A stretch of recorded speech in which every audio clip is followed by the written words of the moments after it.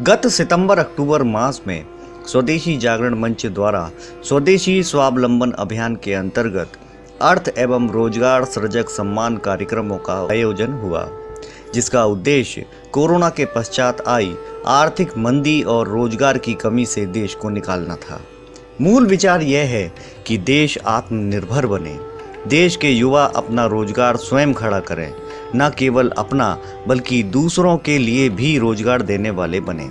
इसलिए जिन लोगों ने इस पंक्ति don't be job seeker be job provider को साकार कर दिखाया है, ऐसे देश भर के युवाओं, बड़े उद्योगपतियों, कृषकों को समाज के सामने लाना, उन्हें सम्मानित करना, ताकि उनसे प्रेरणा प्राप्त कर देश के करोड़ों नवयुवक भी तेजी से अर्थ एवं रोजगार सृजन को एक जन अभियान बनाएं और देश को समृद्धि व 100% रोजगार युक्त करने के लक्ष्य को संकल्पित होकर पूरा करने में लग जाएं।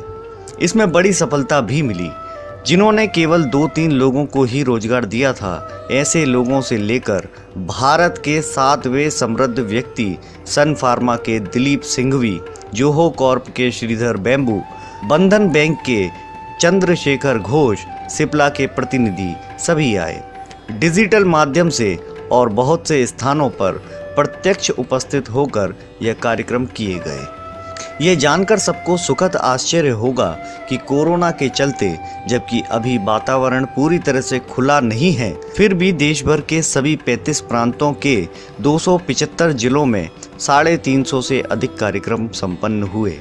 जिन लोगों ने इन कार्यक्रमों में मार्गदर्शन किया, उनमें सबसे प्रमुख हैं राष्ट्रीय स्वयंसेवक संघ के सर कार्यवाह माननीय सुरेश भैया जी जोशी, सह सर कार्यवाह दत्तात्रेय होसाबले जी, दूसरे सह सर कार्यवाह माननीय वी भागैया जी, तीसरे डॉक्टर मनमोहन वैद्य जी और चौथे मुकुंदा जी। इनके अतिरिक्त देश के प्रख्यात नामी अर्थशास्त्री जैसे IIM बेंगलुरु के प्रोफेसर वैद्यनाथन जी, प्रधानमंत्री इकोनॉमिक काउंसिल के Sanjeev Sanyal ji, professor Nageswaran ji, Rajiv Kumar ji, Indian institute of social sciences के सचिव प्रोफेसर वीरेंद्र मल्होत्रा जी, सुप्रसिद्ध चिकित्सक डॉक्टर देवी शेट्टी जी, मुंबई हंसा ग्रुप के CEO शेखर स्वामी जी, नाबार्ड के चेयरमैन श्री चिताला जी इन कार्यक्रमों में आए।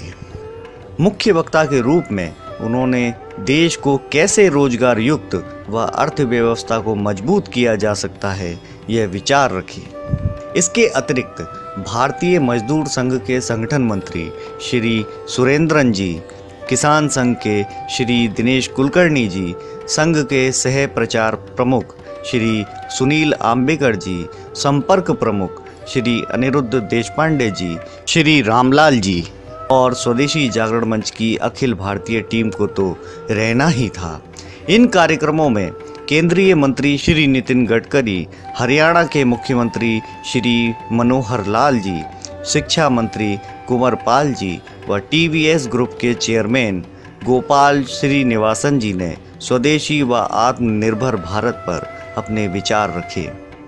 जिन लोगों को सम्मानित किया गया, उनमें अमूल, जो भारत का सबसे बड़ा डेयरी उद्योग है, वह 36 लाख किसानों को प्रत्यक्ष सहायक है, उसके प्रबंधक श्री RS सोडी जी, डॉक्टर KP रामास्वामी जी, जहां 27,000 लोगों को प्रत्यक्ष रोजगार मिला हुआ है।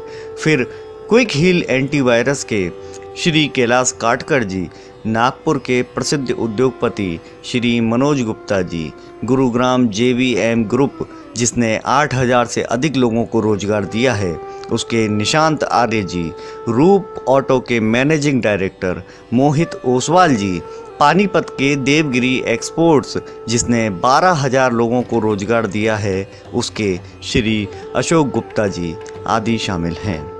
इसके अतिरिक्त भी महिलाओं सहित देश भर के 2,755 लोगों को सम्मानित किया गया। देश का कोई ऐसा क्षेत्र नहीं रहा जहां यह कार्यक्रम ना हुए हों। जम्मू से लेकर नागालैंड, त्रिपुरा तक और उधर केरल तक, इन सब क्षेत्रों में इस प्रकार के कार्यक्रमों का आयोजन हुआ। इससे देश भर में स्वदेशी जागरण मंच के कार्यकर्ताओं, परिवार, संगठन के बंधुओं और सरकार में यह विश्वास जगा कि सामाजिक व रचनात्मक तरीके से भी रोजगार और अर्थ सृजन का वृहत प्रयास संभव है। देश भर में आगे भी अलग अलग प्रकार के कार्यक्रम चलते रहेंगे। अंततः लक्ष्य एक ही है, भारत का प्रत्येक युवा रोजगार युक्त हो, जिसे पंडित दीनदयाल उपाध्याय जी ने हर हाथ को काम, हर खेत को पानी के नारे से दिया था। दत्तोपंत ठेंगड़ी जन्म शताब्दी का यह वर्ष है। उनको श्रद्धा व्यक्त करने का संभवतः सबसे उत्तम तरीका भी यही है। अंतिम व्यक्ति की समृद्धि से परम वैभव की तरफ बढ़ें समाज के पग। जय स्वदेशी, जय भारत।